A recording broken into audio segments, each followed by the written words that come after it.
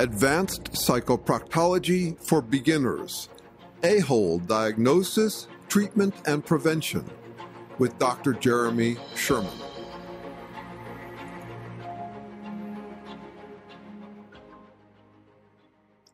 Welcome to this Advanced Psychoproctology course for beginners.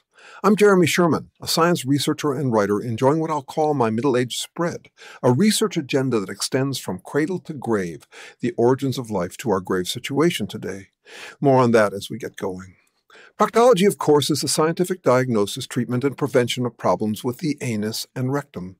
Psychoproctology is therefore the scientific diagnosis, treatment, and prevention of problems with assholes, butt heads, horses' asses, total asses, jackasses, asshats, people with their heads up their butts, people who moon you in response to challenges to their self-importance, leading with their most insensitive and vulgar body part. Now, this course is not potty humor, but an attempt to establish a topic of practical scientific research. In this course, we'll be sidestepping those distracting vulgarisms because they're not descriptive. We'll want to name-call with greater accuracy, which will take a while. To name-call accurately, we'll want to start with a deep dive into what's going on with such people. Once we've got a better sense of it, we'll be able to find a more accurate term than asshole. Besides, the potty humor hamstrings us on one of society's highest priorities, teaching our young not to be assholes.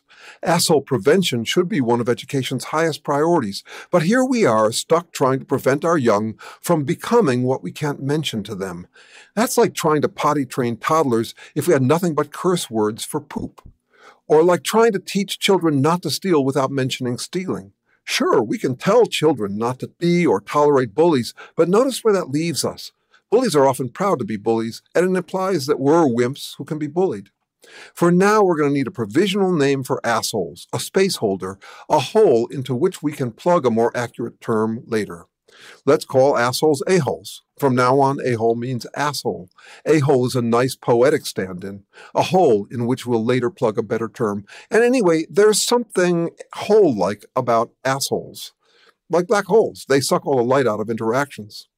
Once we have a clearer diagnosis of what's going on with these people, we'll find terms that are purely descriptive, not spit out in anger like vulgarisms, nor, for that matter, spit out in anger while pretending to be objectively clinical as we subjectively folk diagnose anyone we butt heads with as a narcissist, gaslighter, or psychopath.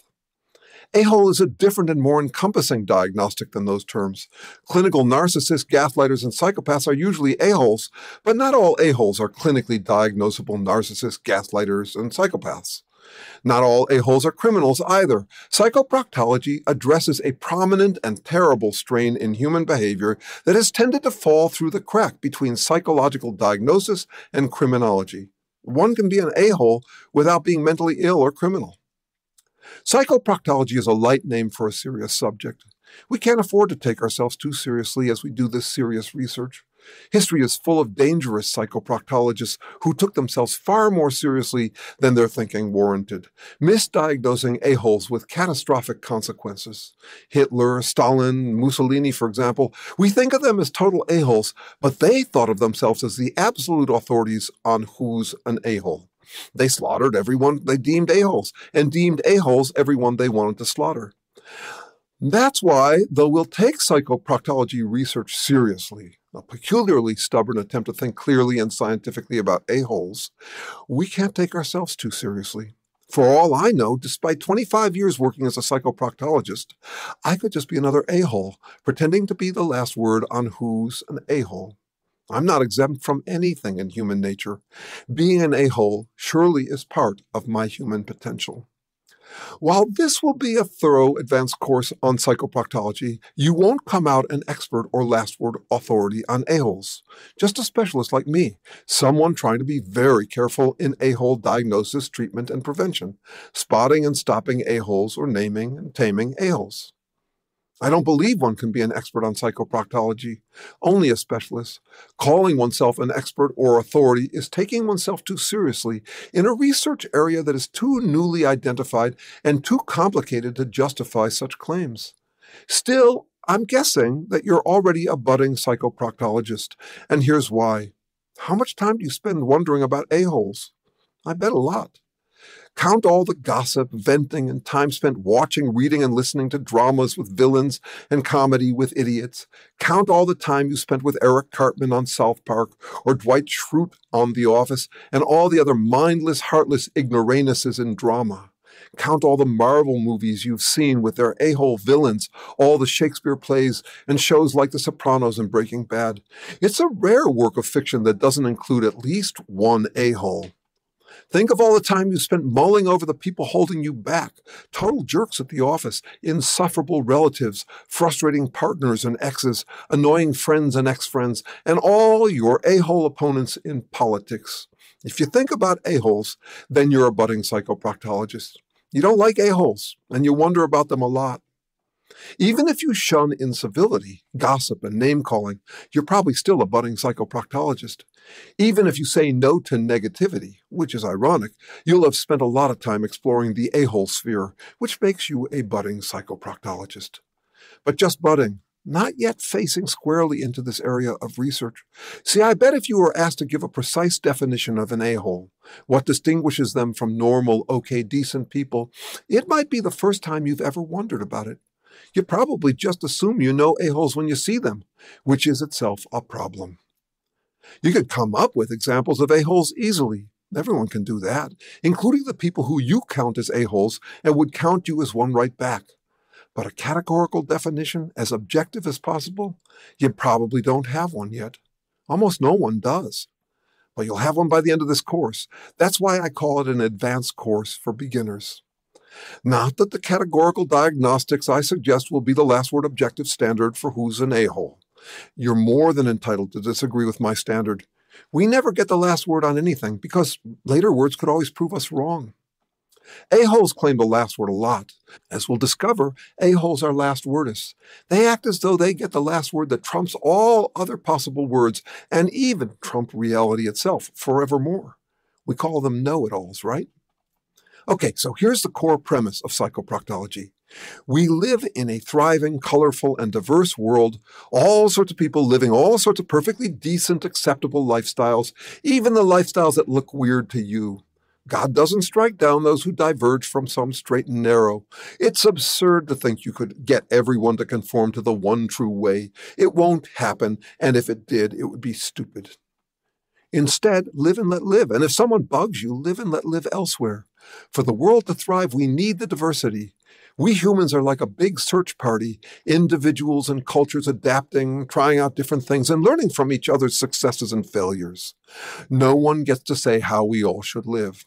Just do your thing, but here's the big but. Don't be an a-hole, because a-holes stop our diverse world from thriving. Now we could stop there. A-holes suck. Don't be an a-hole. Don't let other people become a-holes. As simple as Google's old slogan, don't be evil. Pat ourselves on the back and join hands in saying no to a-holes. Hooray, we all agree that mean people suck. Trouble is, without a more objective way to distinguish a-holes, those are just toothless platitudes. Therefore, psychoproctology's two core questions are what distinguishes assholes and how do you stop them without becoming one? In other words, what is a butthead, since it can't just be whomever we happen to butt heads with? And how can we stop butt heads without becoming one? If you take nothing else from this course, I hope you'll take those two questions. I hope they stick in your craw and you chew on them for the rest of your life. They are that important. I'd argue they are the most fundamental questions in all of moral philosophy. Questions we keep failing to answer, let alone address.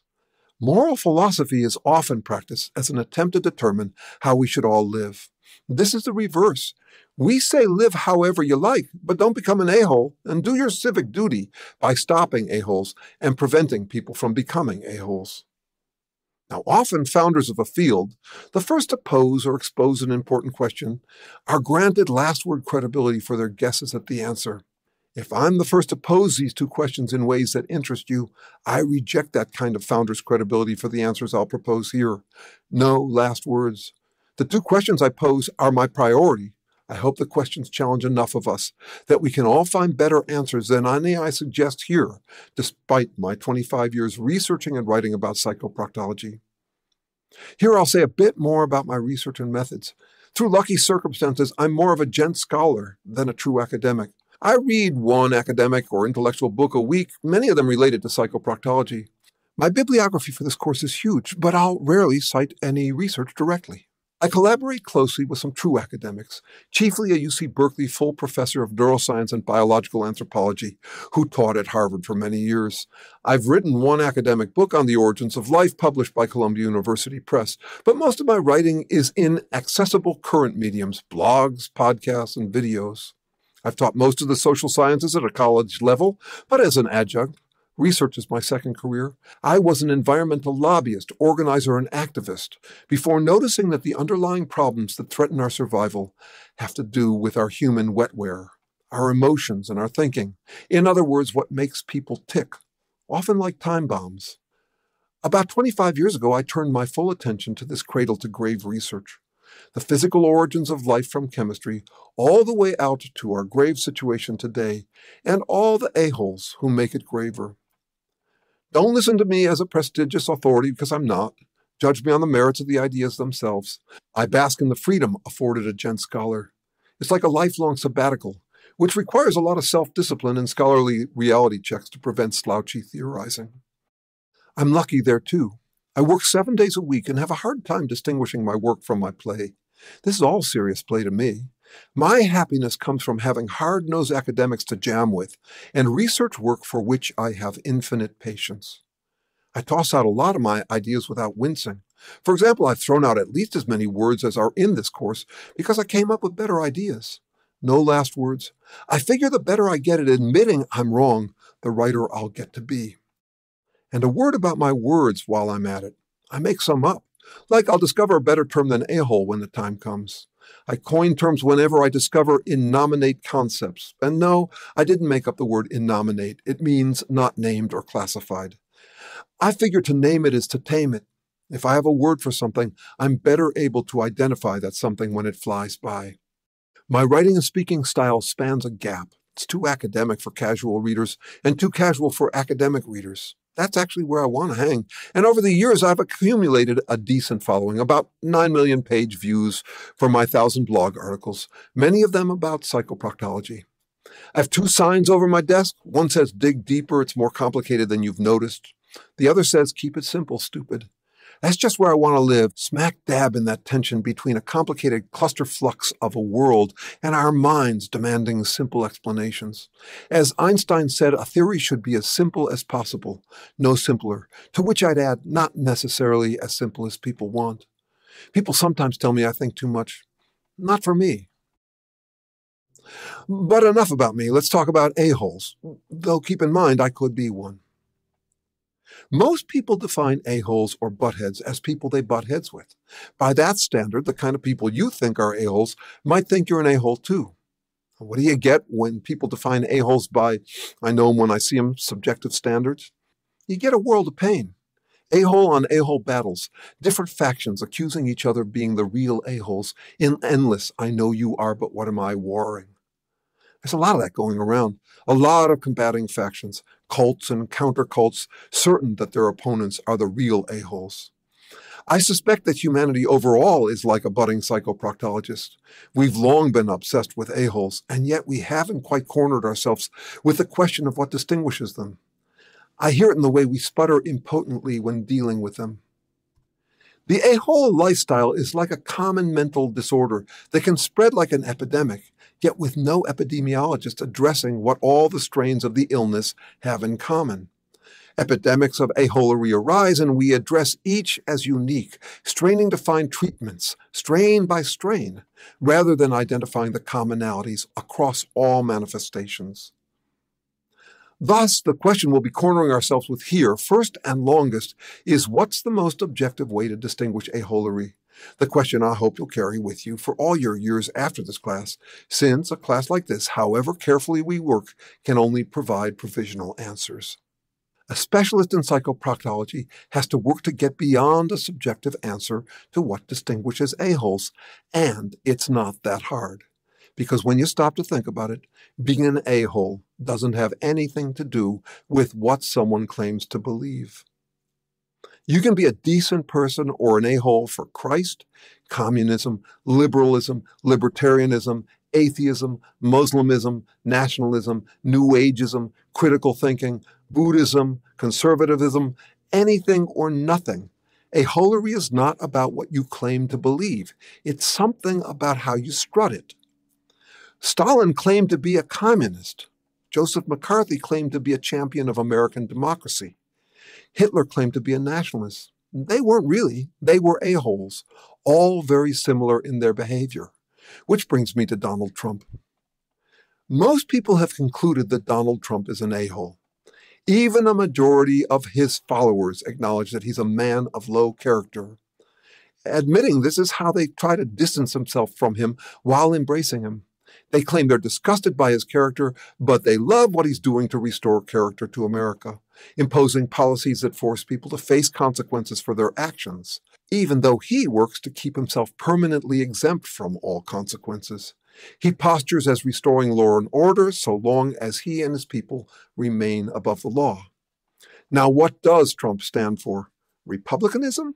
Christianity? Conservatism? Libertarianism? Anarchy? Nationalism? Tradition?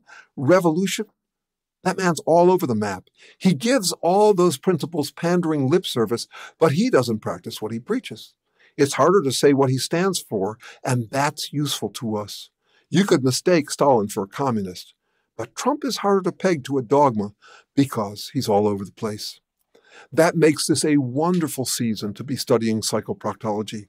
In Trump, we've got a pristine, distilled essence of a-hole to study, the ideal troll model.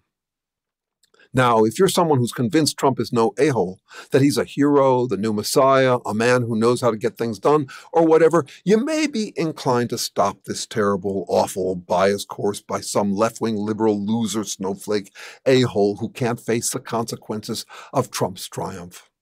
That's fine. You're entitled to your interpretation. And yes, again, I could be the real a-hole. No one is exempt. But if you leave now, you'll miss out on some totally cherry examples of a-holes from the teams you loathe. There are Democrat a-holes, commie, Islamic, liberal, socialist, and hippie a-holes. We happen to be weathering an a-hole epidemic posturing as right-wing just now. The Trump faction has become a cult, which here I'll define as a plural form of a-hole, a cult of a-holes like a gaggle of geese.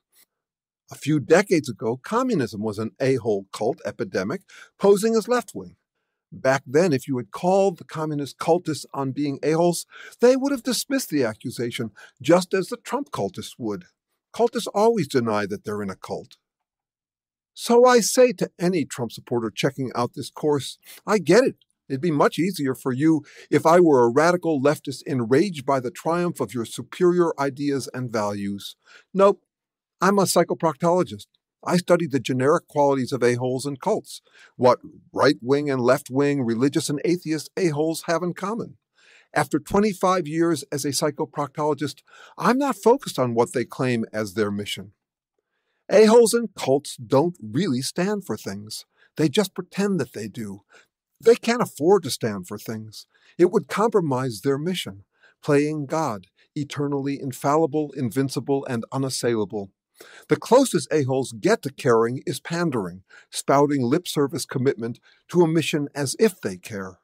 To a-holes, words are mere weapons in a battle for superhuman superiority.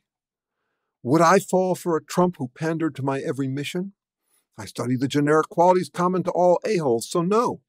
I don't bet that I would fall for an a-hole who pandered to my every mission, any more than I would support a fascist coup that dictated to my every wish. Still, I recognize that I have an advantage in spotting Trump as an a-hole. It's always easier to recognize the aholery of someone who panders to your opponents. It's far harder to spot an a-hole who panders to you. That's why a lot of the contrarians who predicted Trump would win in 2016 were people who liked his ideas. They proved right because they had a visceral sense of his broad appeal that those who didn't agree with his pandering couldn't see. People are often the last to recognize the a-holes on their side and the first to recognize the appeal of their kind of a-holes. So to any Trump supporters, congratulations if you guessed he'd have broad appeal. I didn't. You were right about that, and I was wrong. I know it's hard to admit it or even recognize that you're in a cult, but you are, as this course will demonstrate with a more objective definition of a-hole and its plural, cult. I know what it's like to be in a cult. I lived for 7 years within a 1,400-member spiritual community that researchers agree didn't quite cross over into absolute cultishness, but where I nonetheless acted just like a cult member. I was such an enthusiastic member that I was an elected elder of the community at 24 years old. I've fallen for cons and mutual admiration societies. I know what it's like. Playing God like an a-hole or cultist is enthralling and far less work than being human. Since any of us can fall for that thrill, psychoproctology is for everyone, so we can be the tough love friends to any of us as we tip into cultish aholery. Watching out for a-holes and cults is our neighborhood watch civic duty. In neighborhood watches, it's your responsibility to identify local criminals. In neighborhood a-hole watches, it's our responsibility to spot and nip in the bud all a-holes and cults. It's our local, national, and global civic duty to spot and stop a-holes, encroaching from any angle, forward-thinking futurists and backward-thinking reactionaries, leftists, rightists, centrists, the supernaturalists, religious and spiritual a-holes lording it over us from above, and the naturalist, atheist a-holes keeping their godlike authority earthly. And throughout all of us humans, we have to spot and stop our inner a-hole. As I'll show, being an a-hole is an impulse in each of us. We'll be covering the many reasons why becoming an a-hole is so appealing, given human nature. I didn't coin the term psychoproctology, not that I care who gets credit for this or that idea. I love discovering that I've been scooped by minds I respect. A friend tells me that in grad school back in the 80s, their weekly happy hour had a joke sign that read, "Ongoing Seminar in Developmental Psychoproctology." I started using the term psychoproctology for serious research about 20 years ago, and we will be exploring developmental psychoproctology, how people on any of life's pathways can fall down detours to aholia. Though psychoproctology is a newish name, in a way the topic goes way back. Psychoproctology was a central obsession for Socrates and Plato. They struggled to figure out the difference between philosophers and sophists. Philosophy became natural philosophy and eventually science. The sophists became lawyers and eventually spin doctors. The culture war between science and spin doctoring is age-old and lives on in each of us. We each want to get at what's likely to be true, and we each want to get what we'd like to be true. The likely versus the likable, a quest to figure out what's real so we can adapt to it, versus a quest to find interpretations we like. You hear our ambivalence in the way people answer questions about whether something is true by saying, "Well, I hope so." Arbitrating between the likely and the likable is the locally liked story, what our local culture prefers. Chances are you live in a culture that imposes some pressure on you to be realistic, pay attention to what's likely to be true, but also imposes some pressure on you to embrace some myths, wishful thinking, for example, about your culture's exceptionalism, or even magical thinking about the cosmos, for example, some unrealistic religious myth. Realism and hope are two virtues that are often in conflict with each other. I've got my inner scientist and my inner spin doctor. They don't always agree with each other. If you pretend that you don't have that problem, that you're just a realist, a critical thinker, a pragmatist, a scientist unlike other people, that's just your inner spin doctor talking. None of us are exceptions to human nature. Humans are what you get when you cross emotions with words. Among the things you get most are words that rationalize our emotions. You get conceptual rationalizations for emotional biases. You get, "I just want the real truth, and it damn well better be flattering." You get, "Let the best plan win, and it damn well better be the plan I cherish as mine." In other words, we're ambivalent. We pursue the truth, and we hope it doesn't catch up with us. That's a tension we're all struggling with, unless we fall for total aholery as permanent wishful thinking relief from that tension, which is fun, but then we're turning up the screws on the conflict between us and reality. And reality always wins. Reality is indifferent to our rationalizations. Okay, summing up what I've said so far, psychoproctology is the study of a-holes, what they are and how to treat and prevent them. The field is dead serious, but can't take itself too seriously, because that runs the risk of playing a-hole police badly, the way the worst a-holes in history have done. You're already a budding psychoproctologist. To become a specialist in it, you're going to have to fuss more carefully over your definition of a-holes. We've identified one thing that doesn't distinguish a-holes: the jerseys they wear. You can be an a-hole for any cause, or no cause at all. It's not what team you're on or what you claim to believe, but how you strut it, as though you always get the last word. And who wouldn't want the last word? The temptation to be an a-hole lives in all of us, perhaps most in people who think they're immune to the temptation. Psychoproctology is a newish name for an old field that is different from criminology and psychiatric diagnosis. It's more encompassing. People can be a-holes without being narcissists, psychopaths, or criminals. In Class 2, we'll focus on objections commonly raised to psychoproctology. In Class 3, we'll engage in a process of elimination, considering all the ways people think they can identify the real a-holes, but can't really, thereby clearing the way for Class 4, in which we pursue wiser methods for finding a more objective definition for a-holes. In Class 5, we survey the natural history of a-holes, thereby beginning a careful attempt at defining aholery, from which we can derive a more accurate, less vulgar descriptive term than asshole. Being an a-hole is a habit, a lifestyle. Though a-holes do a lot of damage, they do it effortlessly, automatically, even robotically. It's much easier playing God than being human. Speaking of being human, while there are plenty of vicious predators in the animal kingdom, there are, I'll argue, no a-holes. Being an a-hole is a human thing. It comes with having language by which we can rationalize. Counter to biological hearsay, it turns out frogs will leap out of water coming to a boil. The creatures who won't are us humans. And why? Because with words we can give ourselves reassuring pep talks that the water is fine and that we don't have to adapt. During my 25 years as a psychoproctologist, I've been doubling as a researcher in the origins of life's struggle for existence and the evolution of language, and how language aids and distorts our ability to adapt to reality. Humans are both more realistic and more delusional than other organisms. In Class 5, we'll be gaining a natural history perspective on how the struggle for existence changes under the influence of language. Language exposes us to more self-doubt and affords us easy ways to escape it by becoming a-holes. We humans are trudging through a motivation-eroding sandstorm of real and fake possibilities brought on by us having language. We are conviction-impaired species, rubbernecking in the sandstorm, especially now that through technology we are exposed to the vast diversity of ways we could be wrong about what to do with ourselves. Escapism is necessary to survival in this sandstorm. We just have to learn how to enjoy escapism safely. Making escapism safe will be the topic of our last class. Escapism is inescapable. We all need some make-believe. It's fine to play God or God's messenger on earth. Still, as the Cat in the Hat said, it's fun to have fun, but you've got to know how. We need our flights of fancy, but need to keep a return ticket to reality in our heart pockets, or else we run the risk of becoming a-holes, committed to mistaking hope for reality, spin for science, and a-holes for heroes. There are 14 class sessions in total. Beyond Class 5, we'll spend several more sessions on defining a-holes before we get around to how to stop them in chapters 11 and beyond.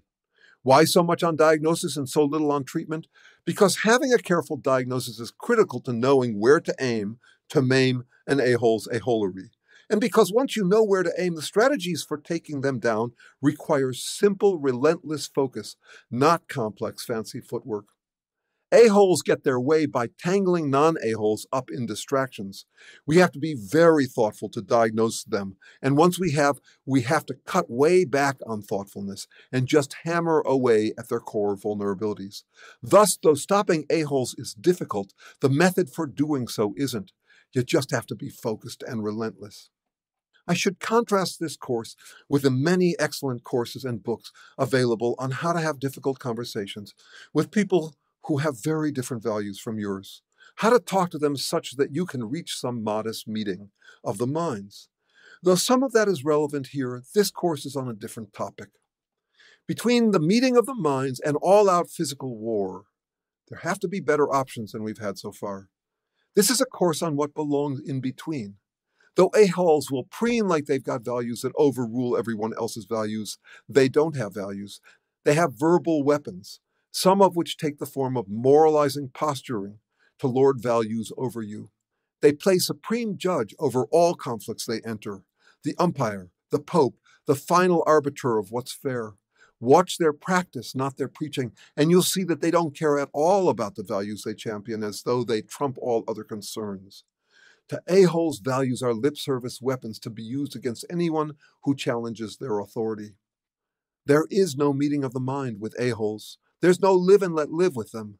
They become robotic, heartless, and mindless. They love it when you try to reach out to them and communicate with them. They survive and thrive on you hearing their words as if they mean them. Your hunger to connect with them is like a handle they can wield to manipulate you any way they want. The hungry are soon eaten. Your desire to demonstrate virtue by trying to find common ground so they'll reciprocate makes you an easy mark. You'll wince when they wield their moral weapons at you. You'll be straining so hard to meet the moral standards that they parrot at you. You won't notice that they can lead you by the nose anywhere they want. All that counsel about finding ways to connect with difficult people is moot when dealing with aholes. What's been missing from our civic duty arsenal is skills at verbal combat, fiercer than verbal discourse and less deadly than physical violence. The methods I'll be offering later in the class are therefore about verbal warfare, how to cut aholes so they bleed, how to shame aholes, and how to do so without becoming an a-hole yourself, which is a challenge that requires simple, dogged, single-minded focus. In a way, it's like those courses on how to have difficult conversations, but it's also the opposite of it. When a-holes go high horse, we'll kick them in the balls, and when they chide us for not being moral, we'll kick them again. I know that some listeners will be inclined to stop the course right here. Never shame anyone. Shame is immoral, and besides, it never works. It only backfires. Shame on you for shaming anyone. You will only make people more defensive, and anyway, he who is without sin, let them cast the first stone. Of course, leave if you want, though maybe stick around for the next class in which I address that and other objections to psychoproctology. If you'll leave, you'll be limited to your current repertoire, and when you fail to find ways to connect with a-holes, you can always take refuge in pious failure. Many people do. Here, though, we'll focus on the bigger picture, and therefore the evil of letting a-holes pillage, because we're trying to live the virtues we imagine everyone having in an ideal world. This is not an ideal world, and we can't make it one by acting as if it is one. The truisms about turning the other cheek or being the change you want to see in the world, they're only half true. Go high when they go low isn't enough. Which kind of high? If they moralize from atop their high horse, should you get a taller high horse from which to moralize? One more thing about psychoproctology's methods. Research topics can be identified on 3 dimensions: their assumptions, questions, and methods. For example, medicine's assumptions include that illnesses have natural, not supernatural causes. Their questions are how to spot, stop, and prevent illnesses, and their methods are scientific, a combination of rigorous trial and error guessing and empirical testing, with institutionalized encouragement for researchers to debate and challenge each other's guesses. In other words, no last words, as if there's no need for further evidence or doubt. Many religions and ideologies employ an opposite method, whereby sacred texts are to be regarded as last words, no need for further evidence or curiosity. Psychoproctology's core assumption is that people can become a-holes. Our core questions are like medicines: how to diagnose, treat, and prevent aholery, a common and costly human illness. Our methods here are scientific, like medicines: trial and error guessing and testing, with encouragement and freedom to debate among researchers making different guesses. You may come to very different conclusions from mine about what makes an a-hole, and you might be right. That's encouraged. In science, conclusions are never final. They're provisional, best guesses so far to be beaten by better guesses. You can't do science realistically without embracing the possibility that you will have spent your whole research career barking up the wrong tree. That's what I mean by saying that psychoproctologists can't claim to be experts, only specialists. In science, the debate goes on and on. I don't get the last word even with myself. I've refined my definitions of a-holes as recently as in the past 2 weeks. This research is successive approximation with no godlike last word authority to be had by anyone. I think of the scientific method as dealing with the challenge I mentioned a moment ago, a tension that lives in all of us, the tension between two pursuits, the pursuit of the likely versus the likable story, trying to figure out what's true and trying to stay hopeful, happy, and self-affirmed. I have my inner scientist and I have my inner spin doctor. Together they have me stuck with that ironic tension. Just give me the facts and they better be flattering. Let the best interpretation win and it damn well better be mine. This tension is evident in what social scientists call confirmation bias, the universal tendency for us to be far more receptive to likable information that affirms us than we are to likely information that threatens our convictions. Science recognizes that confirmation bias is a problem for all of us. Science's encouragement to debate and disagree is an attempt to counter the universal anti-adaptive habit of confirmation bias. None of us can leave our confirmation bias at the lab door, and there are plenty of scientists who don't want to hear from researchers who disagree with them. That's human. But as a culture, science, with its encouragement of disagreements, does a pretty good job of thwarting the impulse towards confirmation bias. It's an attempt to get as neutral as humanly possible, setting aside our hopes and preferences to understand natural reality. There's a line in Buddhism with a scientific ring to it. Truth waits for eyes unclouded by longing. Likewise, science in effect says that to get what you want, set aside what you want long enough to better see what is. Then, better informed, you'll be more effective in getting what you want. The scientific method isn't exclusive to scientists either. Anytime you make a realistically sober analysis of how to get what you want, how to win someone's heart, get a job, learn some new skill, or persuade someone of something, you engage in informal versions of the scientific method. Science is all the rage these days in many circles, and here's why. It works. The core premise of psychoproctology is that circumstances change. We try to keep up, to adapt to the changes. The trial and error scientific method is an extension and acceleration of the adaptive process. It extends into culture the trial and error biological adaptation that organisms have been doing for 3.8 billion years. Psychoproctology will never get the last word on what makes an a-hole an a-hole. I bet I'll refine my definition of an a-hole again by next week, and even if I don't, someone else is likely to have a better idea than any I've had so far. I consider my quest for an objective definition of a-holes to be a fruitful exercise in futility. It's an exercise in futility to seek an absolutely last word objective definition of a-holes, and yet it's fruitful for me to try. Pursuing an answer to what's going on with a-holes is fruitful even though I'll never come to an absolutely objective definition. I said a moment ago that science is a social effort to counter confirmation bias, the tendency to attend to what confirms our hopes and ignore what doesn't. Confirmation bias is natural, universal, beneficial, and a problem. Eyes clouded by longing for the likable story to be true aren't likely to figure out what's likely. Where under the influence of science, non-a-holes treat confirmation bias as a universal problem we all must manage.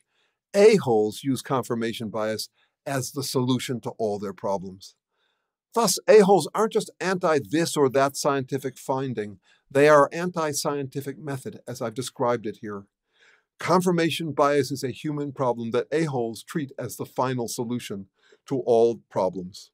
Okay, that's a start on this 14-session course. I hope to have stirred more questions for you than answers, and I hope to keep those questions alive throughout this course and beyond, because our survival as a species requires far more people doing their psychoproctological civic duty, carefully diagnosing, treating, and preventing a-holes without becoming a-holes in the process.